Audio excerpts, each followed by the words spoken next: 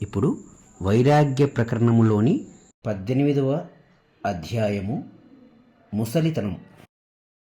కోర్కెలు తీరని బాల్యమును యవ్వనం రింగివేస్తోంది కదా. ఇక మాన మద గర్వాలతో నిండిన యవ్వనమును ముసలితనం ఎక్కడి నిండో వచ్చి మృంగివేస్తోంది. ఇట్లా చూస్తూ ఉండగానే పుష్టిగల ఈ అవయవములు శిథిలమైపోతున్నాయి. కుంచుకుపోయిన దవడలు, వంగిన నడుము, ముడతలు పడ్డ నుదురు, వణుకుచున్న కాళ్ళు చేతులు, ఇవన్నీ స్త్రీలు తదితరులు అత్యంత తిరస్కార దృష్టితో చూస్తున్నారు. మనస్సంతా దైన్యంతో నిండి ఉంటుంది.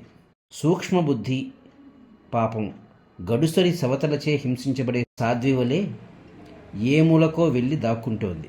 ఇంతకాలం ఎంతో భయభక్తులతో ప్రవర్తించిన పుత్రులు, భార్య, బంధువులు, స్నేహితులు, సేవకులు ఇప్పుడు ఇతనిని ఒక పిచ్చివాడి వలె చూస్తున్నారు.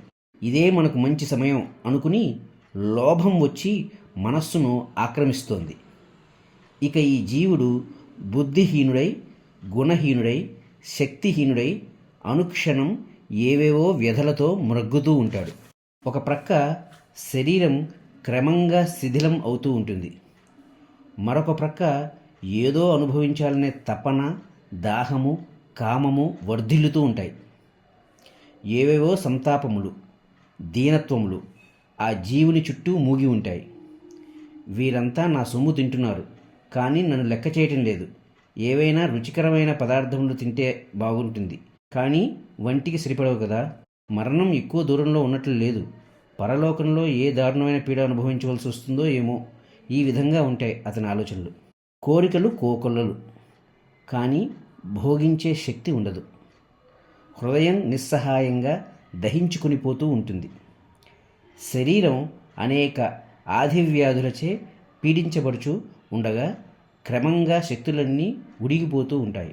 ఇట్లు జీవుడు అనేక వేదనలు అనుభవిస్తూ ఉంటాడు. మృత్యువు యొక్క క్రూరమైన వ్రేటును తలుచుకుంటూ భయంగా రోజులు గడుపుతూ ఉంటాడు.